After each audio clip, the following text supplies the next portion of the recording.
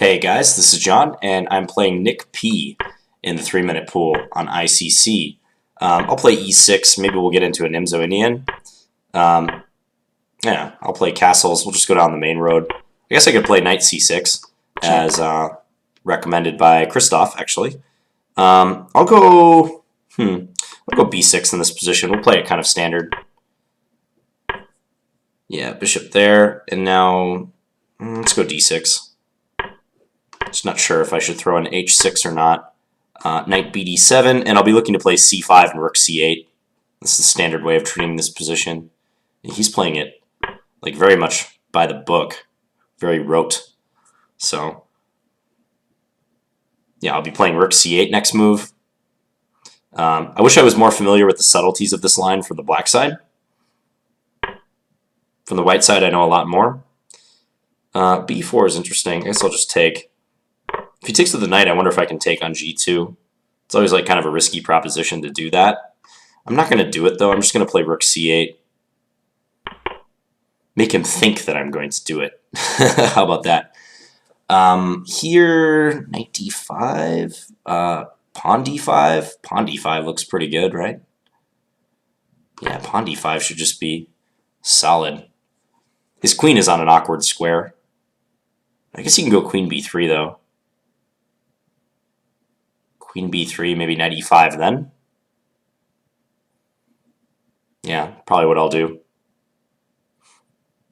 Somehow this c-file conundrum for him looks like it should yield me something. So hence d5.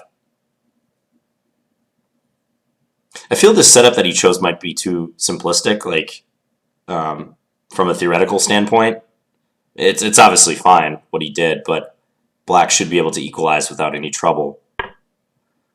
Okay, plays that. So he's going to...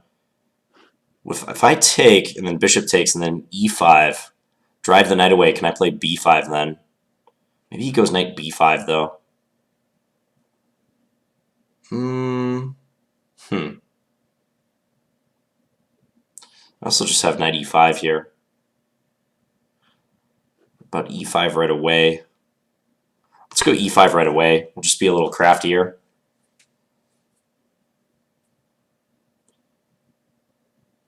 Try to play these 3-minute games faster. Not spend like huge amounts of time on trivial decisions. Okay, so he does that. I'm going to take. He does take with the bishop. Yep. So bishop d5. Is it worth it? a6, he has knight d6. That's no good. It's also threatening my a7 pawn. It's possible I should not have gone for this. What about knight e4? Knight e4, bishop takes d8, knight takes c3.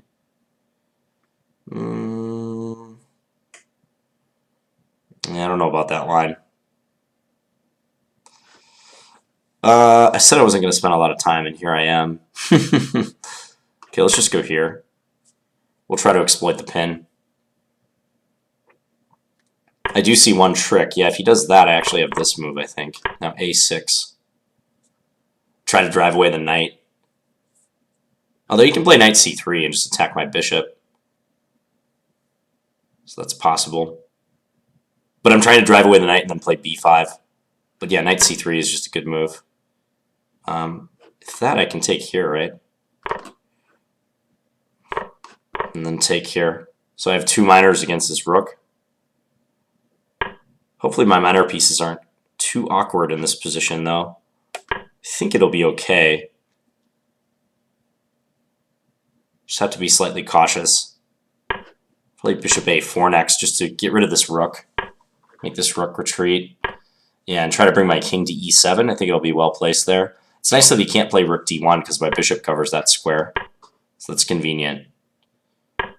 Let's go rook c7. Just make sure we're safe and sound. Everybody accounted for. Let's go bishop b5. I want to start reorganizing my pieces. You can go rook c8. Not anymore. Okay, bishop a4. Let's go f6, just solidify everything. I'm allowing a trade here. Let's go here. Try to bring my king to d8. Ooh, yeah, that was a problem. Time warning. I shouldn't have done this.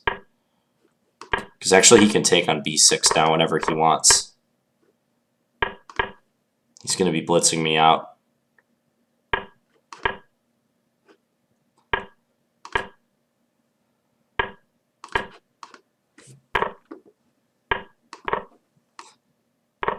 Okay. Check. Go here. Well, he dropped his rook. Alright, it helps.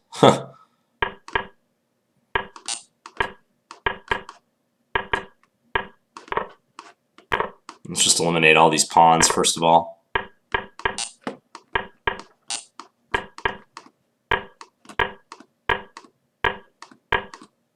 Check.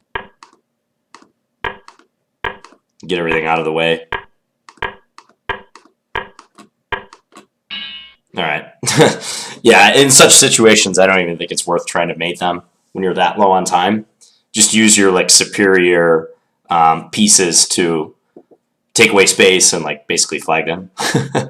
So if I try to like stop and think about how to mate him, there's a decent chance I stalemate him actually. So alright, let's have a look at that.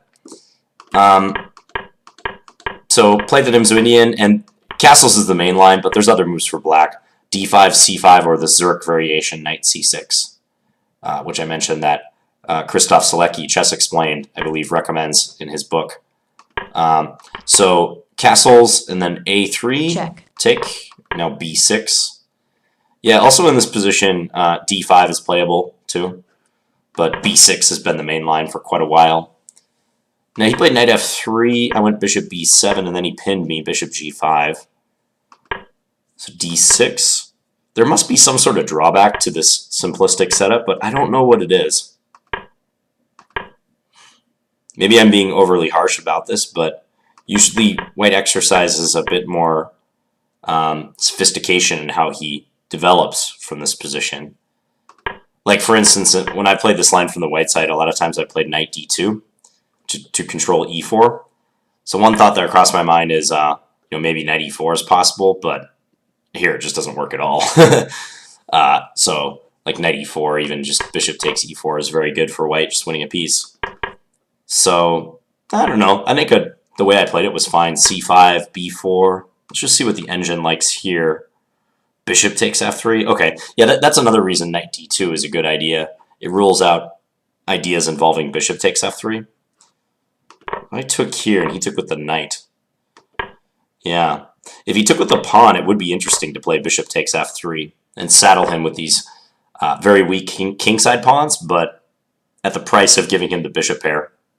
The computer says black's better here, probably because black has a very solid position, but that would be interesting.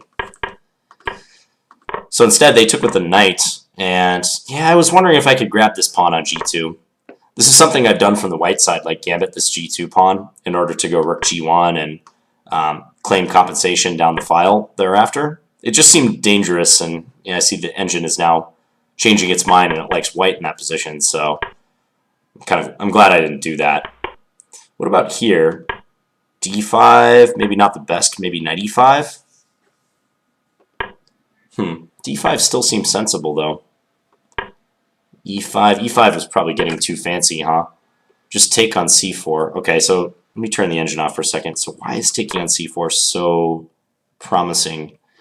So if takes and then bishop takes, is it just bishop d5, like before? Yeah, it could be, actually. Just as in the game, except stronger. Because now this knight can't assist in defending the bishop. Yeah, and if queen d3, knight e5 is crushing, fork on the queen and bishop. And if queen b3, I'm going to guess that we have a similar idea. Rook takes c4, rook takes c4, knight e5. Yeah, and after rook c1 take, and he's going to have to invest another exchange to try to get out of this. That must be it, huh? Just d takes c4. Huh. I was so focused on trying to get b5 in that it didn't occur to me until later how strong bishop d5 actually was, instead of trying to arrange b5 to attack the pinned bishop. Yeah, this move is decisive, huh? Interesting. Queen d3, knight e5, yep. Queen b3, rook takes c4. Yep, it's all confirmed. Yeah, okay. So, big missed opportunity. But overall, I think I like the way I handled the opening. e5 is just a little dubious. Now bishop d5. Okay, this was a good call, it looks like. g5 is strong here. Okay. Yeah, and here I thought he should play knight c3. I wonder why g5 is so good. g5, bishop g3, a6. And if knight c3 now, just bishop back to e6. Okay. Maintaining the pin and threatening b5. I see. That's a nice line the engine gives. If a4, trying to stop b5, then b5 anyways, take, and then the knight comes to b6, attacking this rook. Well, what's the difference then if I don't insert the move g5?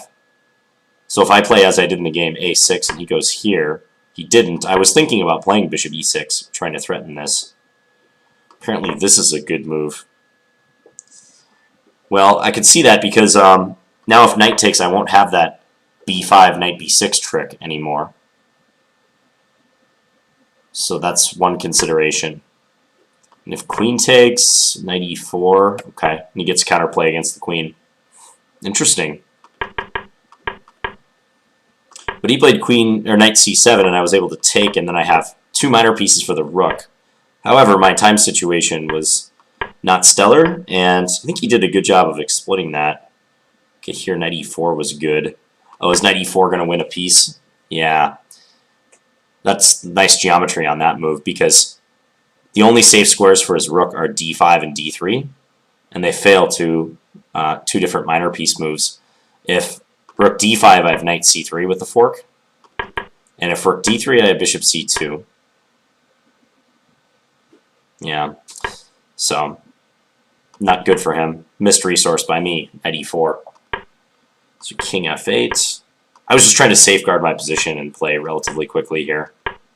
I'm sure I didn't play this as well as I could have. Yeah, down the stretch, I let him exchange too many pieces. Or pawns, rather. Pawns on the king side, mainly. And he missed bishop takes b6. He had it in this position. So probably my decision to do what? Maybe like right around here. King e7 was dubious. Yeah. Just trade the rooks and then play knight b5 and go after the a3 pawn. Okay. It's a better idea. Yeah, and I think this ending should probably be drawn if he took on b6. But he did not. I moved my king over to c6 for some reason. Yeah, like I said, I was just trying to beat the clock at this point. And I really do think, like, if you're in these time scramble situations later on, don't try to mate your opponent. If you look up and you're down like 2 seconds, let's say you have like 8 seconds and they have 10, and you get into a position where you have just an overwhelming material advantage and they have only their king left, I think it's better to try to cut off their king and play for the flag rather than trying to like orchestrate a mate. That's how you stalemate them or lose on time. So, anyways, interesting game. I'll try to play the Nimzo again. Check. It's a rich opening. I don't have a ton of experience in it from the black side, virtually none, but I like it a lot, so stay tuned for that.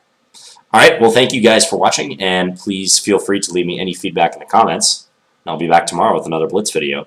Bye guys.